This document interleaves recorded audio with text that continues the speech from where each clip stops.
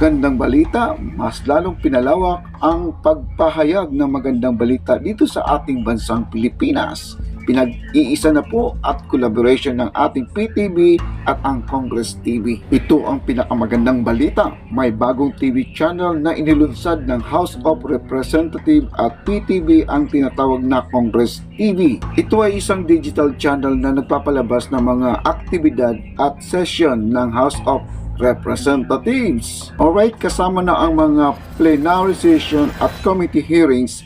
Ang Congress TV ay nagpapanood sa PTV Digital Channel 14 sa Manila. At maaaring ito mapanood online sa pamamagitan ng Facebook, YouTube, Instagram. Ito ay isang magandang pagkakataon para sa mga Pilipino na masaksihan at makisali sa mga pangyayari sa lehislatura.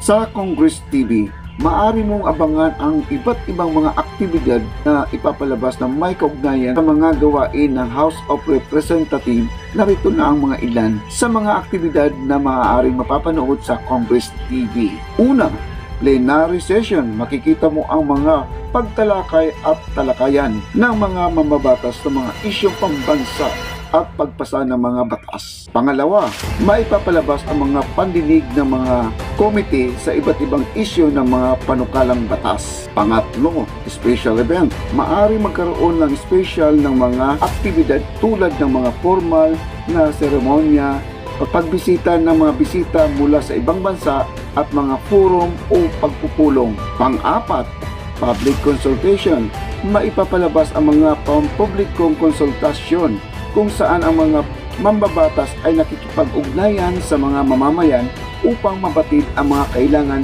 mga opinyon at pangangailangan. Pang-lima, legislative updates.